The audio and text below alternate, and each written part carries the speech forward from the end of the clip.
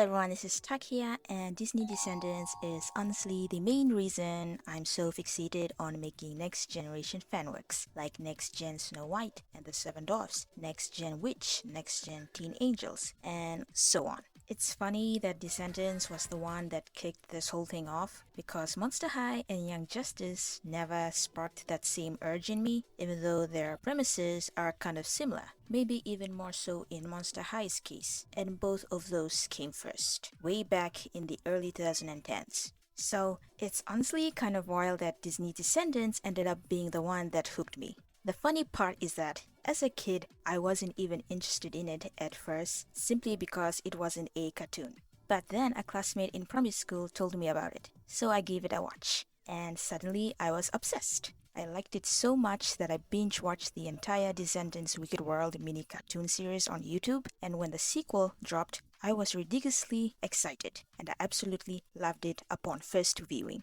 Like, it is hands down the best Descendants movie, best songs, best characters. When I meant best characters, I meant Uma, absolute icon, who I'll be reimagining in this video. I mean, she's on the thumbnail of the video. I even got The Alley of the Lost by Melissa de la Cruz. The prequel novel shows how the core VK4 first became friends. By that point, I was completely hooked. Like, this wasn't some temporary obsession. It lit up something in me that's still burning. I say that as if I didn't bother watching Descendants 3 and all the other projects. I did grow out of the phase, sure, but it never fully left because I still want to collect the rest of the Isle of the Lost novels, and I'm also working on a project where I create my own Auradon kids and villain kids, but this time it's set in an alternate timeline of my own making, not directly tied to the main Descendants continuity. I'm keeping a handful of the OG Auradon kids, Audrey, my absolute favorite, and a couple VKs like Evie, another fave, who's also getting reimagined in this video.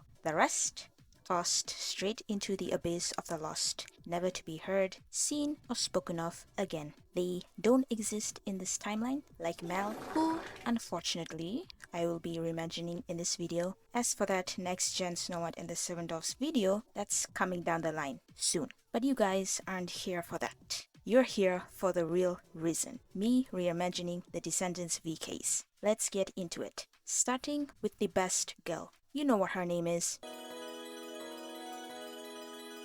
For Uma, I drew her with an octopus form for the lower half of her body, and I made 3 concept designs for her. For her look, I wanted her to have the same piratey getup she has in the film, but not over the top. It's just simple. I decided to incorporate certain aspects from each one into her final look. And here's the drawing of that final look. For the hair, it's a combination of concept designs ones for braids, the ones with the ends are upright and sculpted like sea corals, and concept designs number 2's dual drooping long braids with the ends sculpted like anchors. About concept designs number 1's braided hairstyle, that came from a picture I found on Pinterest. I'll put the creator's name on screen. I used that picture as a reference because the hairstyle looked dynamic, so I implemented it as a hairstyle for my Uma drawing. To tie the final look's hairstyle together, I took the dark tail tricon hat from concept designs number 1, the one decorated with little amethyst cone seashells on the side. That hat really pulls everything together. For the clothing, I incorporated concept designs number 3's clothing, which is layered. Underneath, she's wearing a 2-tone shirt, azure mist and Prussian blue, long-sleeved, but the sleeves are rolled up to her elbow creases to show the accessories. On her left arm, she has 2 teal monochromatic bangles and 2 purple monochromatic bracelets stacked together.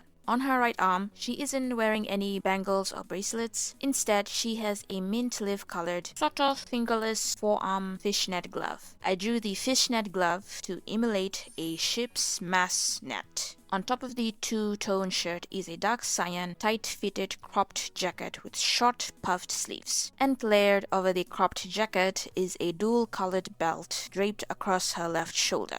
The strap of the belt is an amethyst color to match with the cone seashells. The loop of the belt is a walnut color, and for the buckle, instead of a standard belt buckle, I drew it as a ship's helm. It's a reference to Uma's occupation as the captain of her pirate ship. The helm buckle is a harvest gold color. Then, to pull the whole look together, I gave her 2 bronze-colored belts with a big harvest gold buckle that interlocks the 2 belts together. The belts overlap in a crisscross pattern to resemble the X marks a spot you always see on pirate maps. Both belts sit on Uma's hips. The holes among the belt straps are filled with amethyst and mint lift-colored gems because I like to think Uma bedazzled them herself, just like how she decorated the cone seashells on her hat. And she definitely didn't snatch those cone seashells from her mother's dresser. And that's Uma's new/final look in this Descendants AU of mine. I was originally going to add Concept Designs No. 1's Harvest Gold layered chain belt, but after I think about it, I realized it would be too much, so I didn't include it in the final look. I also considered giving her a stylized frock coat, but as you can see, there's no coat in the final look because that would have been too much as well. There isn't a lot of Ursula in Uma's look.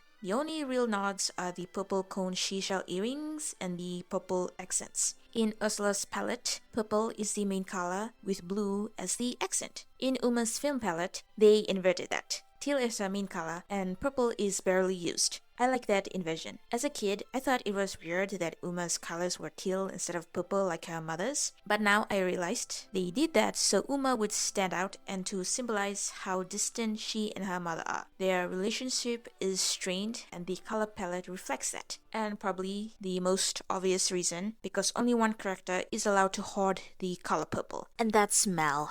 Ugh.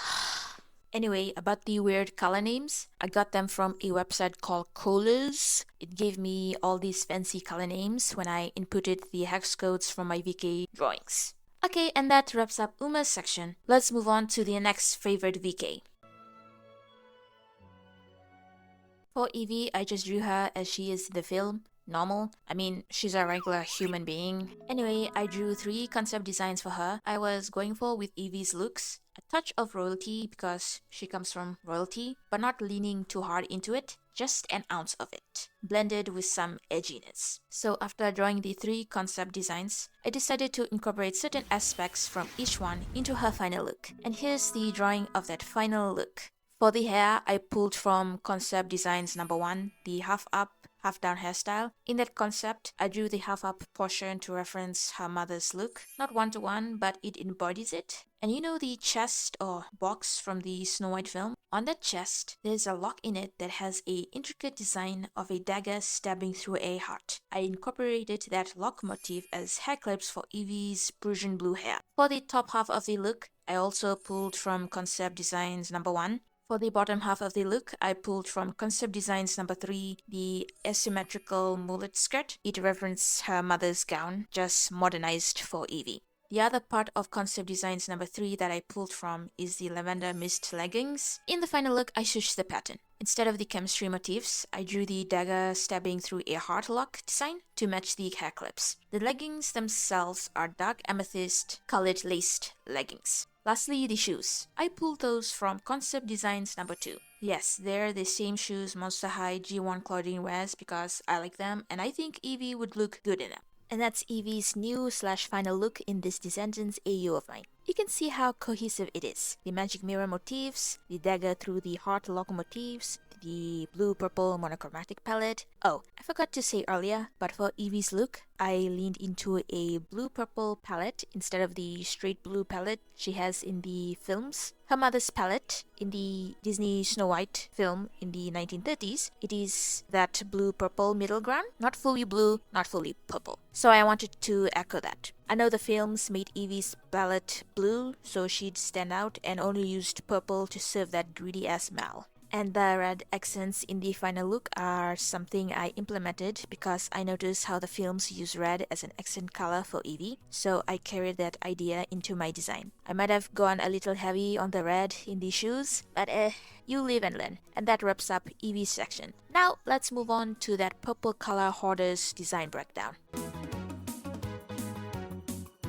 So there you have it, my redesign of Mal. Anyways, that's my redesign of the VKs. Tell me which VK redesign is your favorite. My favorites, I already said earlier in the video, so repeating it would be redundant. And here's the drawing from the Speedpaint that served as B-roll while I was yapping too long in Uma and Evie's design breakdown segments. It's a drawing of my reimagined strawberry shortcake and orange blossom. I know it seems off topic for this video, like a wiki speed paint would have been a better fit, but the strawberry and orange speed paint was already done and I wanted to put it to use. So I used it here as b-roll for the parts where I talked too long and couldn't be bothered doing the slideshow edits, fancy overlays, and picture puppeteering to visualize what I was yapping about. Anyways, thanks for watching and I'll see y'all in the next video. More!